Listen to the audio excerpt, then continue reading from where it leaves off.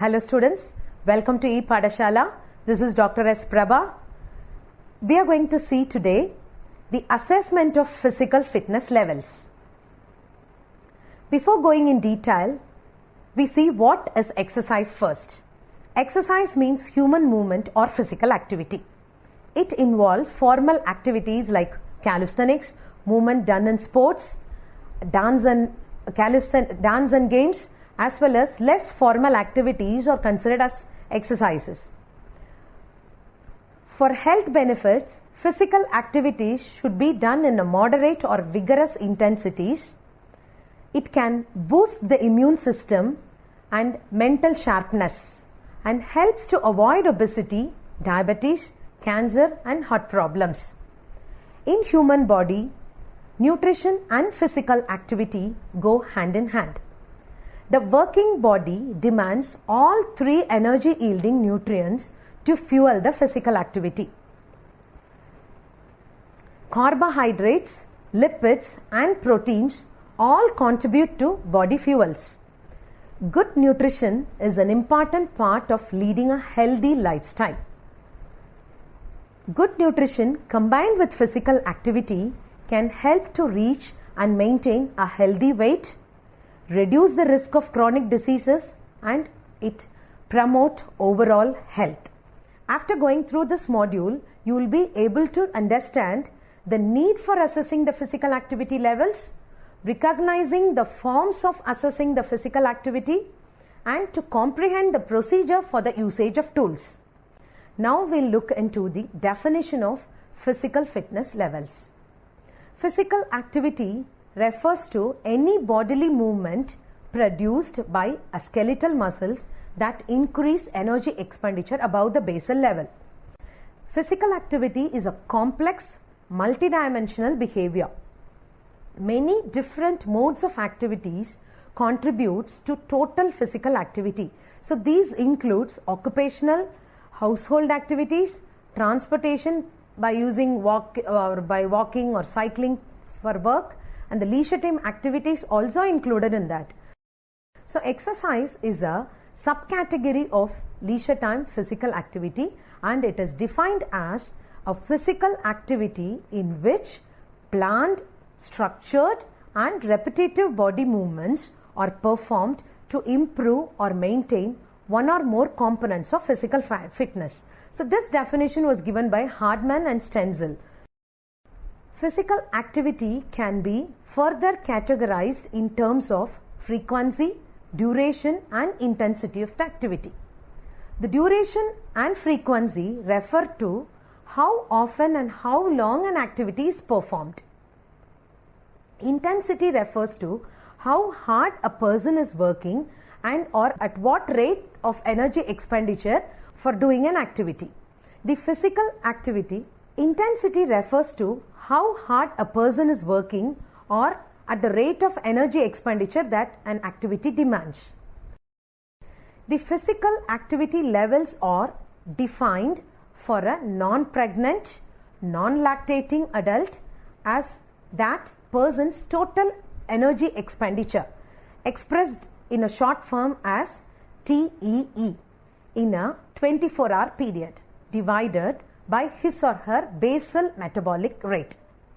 The formula for calculating physical activity level is PAL is equal to total energy metabolism divided by 24 hours by BMR, or physical activity level is equal to total energy expenditure plus basal energy expenditure. Why this physical activity is important? Physical activity improves the quality of life. It extends the durability, helps to prevent us from stroke, obesity, hypertension, non-insulin dependent diabetes mellitus, colon cancer, osteoporosis and depression. It also helps to maintain full functioning and interdependence among the youth and elderly. So we can see now the relationship between physical activity and improved health. It includes physically fit individual will always require a less oxygen mandate at given level of physical activity, and also a less chance for blood to form clots where arteries have contracted. and he also shows improved flexibility in the arteries. And differences in the brain and brain chemistry progress mood and cognitive performances.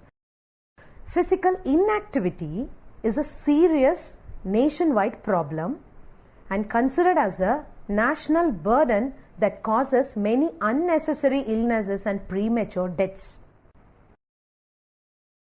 So, role of exercise is a way of life to integrate physical activity into everyday routine. Active living is a combination of physical activity and recreation activities to encourage a healthier lifestyle. For most adults, the Department of Health and Human Services recommends these exercise guidelines. Aerobic activity at least to be done for 140 minutes of moderate level or 70 minutes of vigorous aerobic activity for a week, or a combination of moderate and vigorous activities can also be done. Activities can be considered vigorous, moderate or light in intensity. So moderate to physical intensive activities can count towards meeting the daily activity needs. Light intensive activities do not increase the heart rate to its maximum. Hence, such activities will not count towards physical activity recommendations. So at least alternate days of vigorous activities are required to maintain the minimal health and the performance levels of an individual. The moderate amount of physical activity can be attained in variable ways. People can select activities that can enjoy and that fit into their daily lives, because amount of activity is a function of based on duration, intensity, frequency, and same amount of activity can be obtained in longer sessions of moderately intense activities such as brisk walking, or in shorter sessions of more strenuous activities such as running.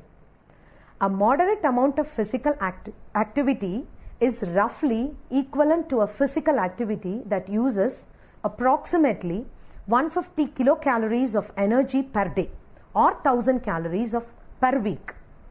So moderate physical activities includes brisk walking, bicycling, general gardening, dancing, playing golf, playing recreative sports, and doing some household chores. And we can now see the vigorous physical activities. It includes running or jogging more than 3 to 4 kilometers, fast walking for 5 to 6 kilometers, bicycling for a long distance, heavy works involving heavy physical labor, swimming for more than an hour, or doing aerobics, or some playing competitive sports for a certain duration. Now, physical activity level is a method to promote an individual's daily physical activity level measured as a total load, helps to assess one's energy expenditure with the help of the basal metabolic rate in order to uphold the specific lifestyle. So, physical activity levels can be projected based on the nature of activities the individual is engaging daily. So, the forms of activities the individual can engage daily are classified as aerobic activity, strengthening exercises for muscles and bones, and some form of stretching exercises. Aerobic activity benefits the hearts and lungs, helps to move the large muscles such as arms and legs. So running, walking, bicycling, jumping jacks, swimming, dancing are the examples of aerobic activity. Aerobic activity also called as endurance activity helps to make the heart and lungs to work better. Strengthening activities improves the strength, endurance and power of the muscles and bones. Doing sit-ups, push-ups, lifting weights, running, walking, etc. helps to gain strength. Next comes stretching. Stretching helps to improve flexibility and the ability to fully move the joints. So doing some stretches, touching toes, yoga exercises, the form of stretching exercises can help to improve our suppleness and flexibility. So the combination of these three things, cardio-based workouts, stretching and strengthening, together for a week helps to improve the fitness quality of an individual. Let us now briefly see the benefits of doing this physical activity. Some diversified health benefits are: this reduce risk of heart attacks, manage weight better, lower blood cholesterol level, lesser the risk of type 2 diabetes and few cancers, drop blood pressure, and stronger bones and muscles and joints will develop, drop the risk of falls, and it will make the individual to feel better with more energy. Now we see how to assess the physical activity levels. Physical activity is a complex behavior. As I said earlier, it is said to be a complex behavior that can be assessed in variety of ways. A variety of gadgets can be accessed for evaluating energy outflow and also the physical activity precisely by objective methods, or some self-reports also can be done. These procedures can be used to evaluate the physical activity and inactivity, or both can be used for investigation and exploration purposes. Physical activity is that any physical movement created by the muscles that grades in a caloric expenditure. So this notion implies that the heavier individual, the greater will be the energy expenditure. The activity-based energy expenditure is the role of the total energy expenditure. So no sole method can effectively evaluate all the aspects of the physical activity that are needed. So based on the feasibility and need, follow other available physical activity testing levels. So that this has to be based on total energy expenditure is separated into three components, that is resting metabolic rate RMR, and diet made energy expenditure, that is DEE, or muscular activity expressed in AEE. So the resting metabolic rate represents the quantity of energy essential at rest to uphold the body temperature.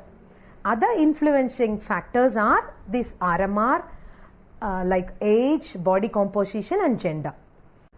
So the following methods can be used to assess the physical activity levels. The first method is the Criterion Method, and the other methods are objective methods, field tests, direct observations can also be done, and some self-questionnaires or reports can also be used. We'll start with the Criterion Method. The Criterion Method can be evaluated by the direct calorimetry. This method is considered as the vital one for physical activity assessments, from which the endorsement of other methods can also be done. One of the earliest method of assessing physical activity is this direct calorimetry. Even this method is not considered feasible due to some practical reasons, but different techniques are there for variety of physical activity settings in this method. The next method is indirect calorimetry. This method is the measurement of energy expenditure by calculating oxygen utilization, be used as a criterion method for certification. So the doubly labeled water is an alternative method of indirect calorimetry. In short, we say as DLW. So this DLW can be used equally for laboratory and field tests. The merit of this method is that the body's functioning capacity is directly related to the physical activity. The use of DLW technique offers the real estimate for energy expenditure in the free living humans under regular conditions. Hence, it is considered as the golden standard for energy expenditure. So this DLW is a perfect method for the use in free living subjects since it is not an invasive or non-restrictive method. The only requisite of this method is the subject is to give urine and saliva samples before and after drinking an early dose and then return in 1 or 2 weeks to give the final urine sample. During the period between the initial and the final urine and saliva samplings, the subjects are free to carry out their usual work and are not essential to keep the diaries or wear any devices. The physical activity has to be objectively measured, of otherwise the doer will underestimate or overestimate the activity level or energy expenditures. So overestimating the activity level or calorie expenditure will bring undesirable consequences. So it is best to go for the use of pedometers as a criterion method. Pedometer can be a motivational tool for people wanting to increase their physical activity. Pedometers provides objective measurement of physical activity and are one of the potential remedy to the problem of inaccurate activity recall. These pedometers are most accurate for evaluating the steps. It is a small tool with an elastic that trace actions in a perpendicular way, which is frequently tied on the waist or in the wrist of an individual. It is used to calculate the footsteps over a phase of time. So this helps to translate the distance into steps and count when an average stride length is taken. Most of the physical activity levels are done in the form of walking or running. So this pedometer can be considered as a valuable technique for estimating the total movement. Other activities like swimming, cycling, lifting weights cannot be calculated in this technique is the major drawback of this method. The other demerits are the intensity of the movement also will not be measured in this. So electronic pedometers provide an accurate, observative and low cost method of measuring walking and other ambulatory activities. So in addition, pedometers have been extensively used to measure physical activity in longitudinal training analysis, and they are progressively being used in epidemiological studies of diversified populations. How does a pedometer works? While walking, for every step, the body tilts to one side and it swings the leg forward, and for the next step the body tilts the other way and swing the other leg forward too. So each tilt of the hips and shift of the legs is a step or a stride, might have same stride length. So we need to finally count the total steps in a day by counting how many steps the body swings from side to side. So it has to be multiplied with the distance covered. By this way the pedometer works. The accelerometer is a device that measures proper acceleration. Proper acceleration is not the same as coordinate acceleration, the rate of change of velocity. So accelerometers are movement monitors that have the ability to capture the intensity of the physical activity. It is being attached to the doer's waist, ankle, wrist with the help of a clip or belt. So accelerometers operate by measuring acceleration along a given axis using any number of technologies including piezoelectric, micro-mechanical springs and the changes in capacitance. So the major functions of accelerometer is that the sensor converts movements into electrical signals, so that are proportional to the muscular force producing motion. So these counts are summed over for a specified person of time and stored. So many accelerometers have the storage capacity to assess physical activity over 21-day period using a 60-second period.